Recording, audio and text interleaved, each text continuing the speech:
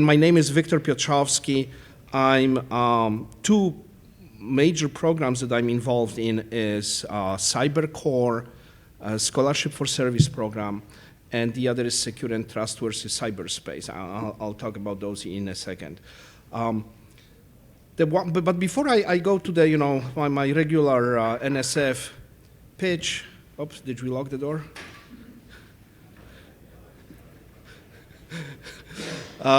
Before I go to my regular NSF pitch, what I wanted to say, a couple of things about the game. So several of you in this room actually, I'm a program manager and you receive some funding for your project. And the one thing, it's very difficult to fund gaming projects for very silly reasons, for political reasons. Essentially, we filter the titles of our projects and we try to avoid the word game in the project because usually that project will end up on some report somewhere that will say how NSF is wasting taxpayers' money. So we quite often try to use the words like a serious game, educational game, but generally even the people from Office of Public Relations say try to not use the game. It's extremely silly. But on the other hand, if we want to argue for funding for games, we have to somehow show that educational value. So it was a really interesting discussion this morning when we're looking at different ways when we can, how we can achieve it. But generally, somebody will ask why we are investing in games, and there is a lot of critics. Like one criticism will come from people saying, I'm not comfortable that my taxes are being funded for a very narrow demographic group. Because usually when you walk into a typical competition, you will see majority of people will be 18 to 24 white males, right? And a lot of criticism comes from this angle, saying, we have to be more diverse. Generally, in cybersecurity scholarships or fellowships program and in workforce, we are very poor, for example, on female representations. We are somewhere at 12, 13, maybe percent. It's extremely low. So this is one. The other thing is, what is the educational value? So essentially, are the student learning something? Is only excitement, is only maybe inspiration, or just that element? Or are they learning something? If they are learning something, is this knowledge retained? If we want to measure something and 1 year later, what is that actual thing that retained, how it compares to other ways of experiential learning and so on. So keep in mind, when you are applying for NSF funding, you have to address this kind of issues, right? We cannot just give you money based on the fact that, well, by anecdotically, we believe it's a great way of inspire students and so on. We need that. We need some metrics. We need some thoughts of you. We need some probably professional people from education or evaluation expertise be involved and propose some metrics and tell us what happened. And that, so essentially the little phrase that we use is evidence-based, right? So there has to be evidence-based, not necessarily using some evidence in designing, but maybe creating evidence. A simple thing like providing that huge amount of data that you could collect during the competition. That will be, for me, that evidence creating things that other teams could do a significant research by mining that collected data. Okay, so that's on gaming, but in general, I wanted to tell you about funding opportunities. And first, NSF puts a lot of money in the range of about 45 to 50 million a year in cybersecurity education workforce development. That's a large amount. For example, on cybersecurity research, we put about 75 million. So this is, I'm not sure if it's any other area besides cybersecurity, don't we have such huge ratios? I think 75 million for research, 45 million to maybe 45 to 50 for education. I cannot think about any other discipline when those things will be that close. And one reason we do this because the demand, so this is, you will find a lot of different statistics and numbers floating around, how many cybersecurity professionals we need. One that I like to quote is that Frost and Sullivan report that essentially is showing 14% a year growth in the profession. Another one, looking a little bit more general on a shortage in computer and information sciences degrees. This is predicted for this decade. The supply on the right at, say, 104,000, and demand on the left bracket showing 144,000. So we have the annual shortage of about 40,000 people, generally in computing. And then another thing that appeared in the recent years is that we've been struggling with cybersecurity workforce for a long time, but recently another gap opened in big data.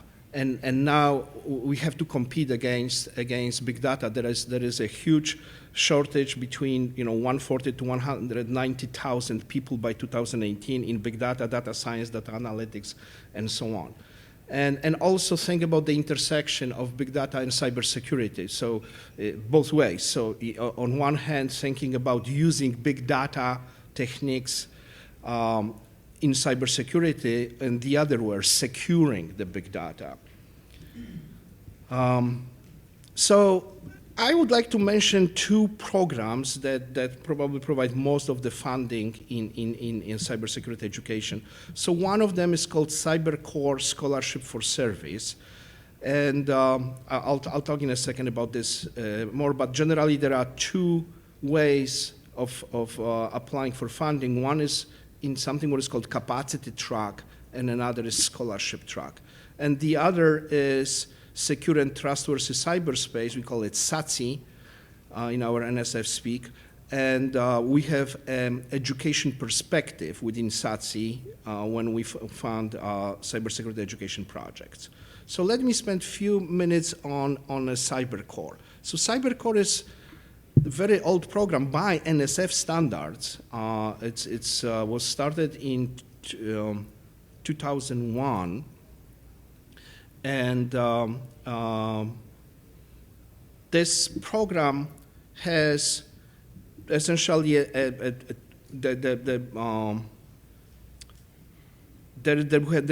has a double goal. One is, and that was motivated early in 2000s, a direct intervention originally for the federal government. There was a shortage of people in cybersecurity in federal government. So it's essentially direct intervention trying to recruit students that can work for federal government. Since then, we expanded the mission, and we do this for federal, state, local, and tribal governments, and including national labs and FFRDCs. So this is one, and the other goal is thinking about capacity, increasing the capacity of U.S. education enterprise. So in terms of the number of courses, majors, minors, concentrations, qualified professors, labs, curricula, and so on, whatever can contribute as the whole on the national scale to the amount of students we produce in cybersecurity. So that corresponds to those two tracks, the scholarship track and the capacity building track. So on the scholarship track, this is the best scholarship, I think, that exists. The benefits are better than the flagship NSF graduate fellowship program, the oldest and biggest NSF program since 1952. So the scholarship track provide essentially the entire tuition, fees, stipends, professional development, medical insurance, and so on for the student. And on the top of this, pays a cash stipend. The cash stipend as of today is $20,000 for undergraduates and $32,000 for graduates. And the students receive this for 2 to 3 years, and then their obligation is in exchange to work that amount of time for the federal, state, local, or tribal government. That program it's only restricted only to US citizens. It's very unusual for NSF. Usually we don't distinguish between citizens and permanent residents, but that one is strictly for US citizens and those students who will be able to obtain top security clearance. To date, we enrolled in the program about more than 2,000 students.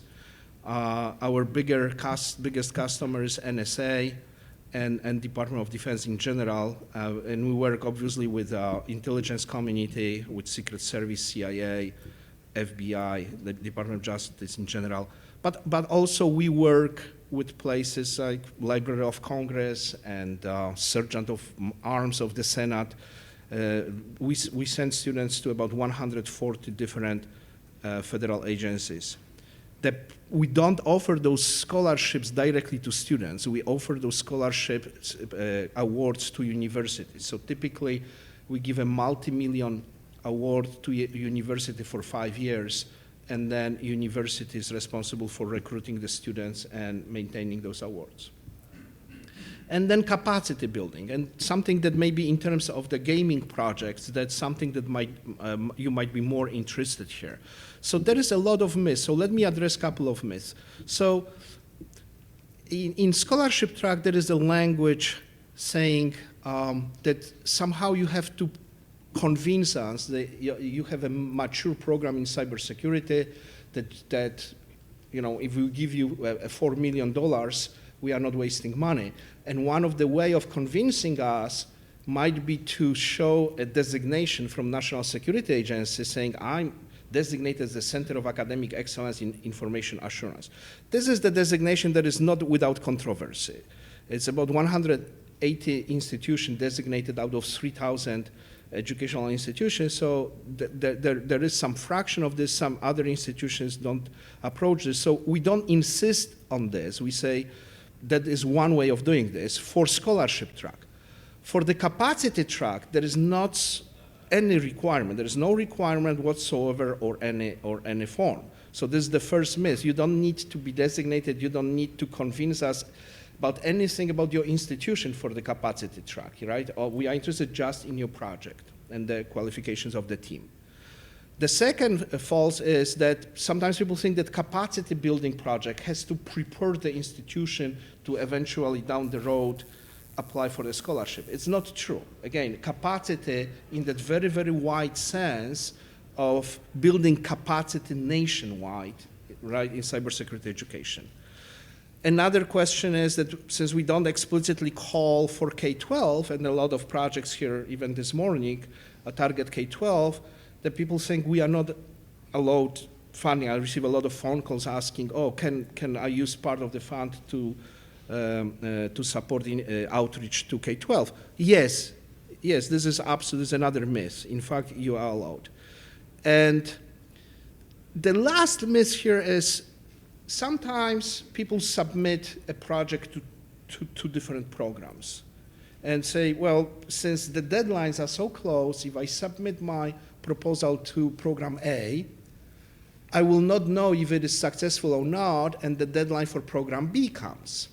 So I can maximize my chances to submit to both programs, and then eventually if I'm lacking at both awards, I say, no, I cannot take this one because I got funded here.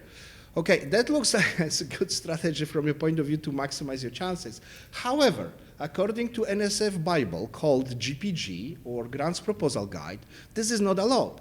If you submit essentially almost identical proposal to two different programs, we can return both of them without review, essentially not even reaching the panel review.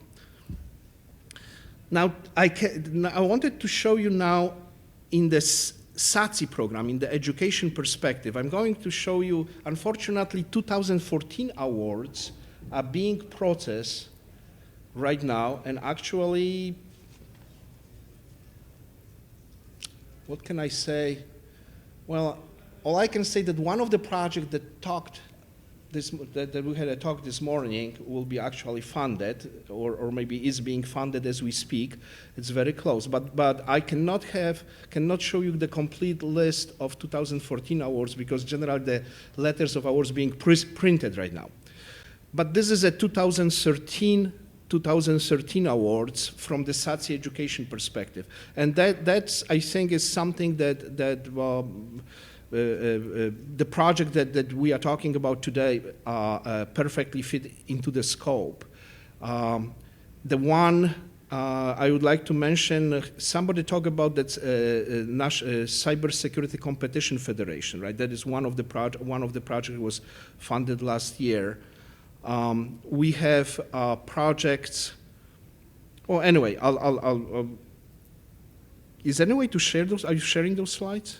Okay, so I can leave the slides with Zahare, and then you can read later. So the last thing I wanted to mention here are deadlines. So we have this fall 3 deadlines.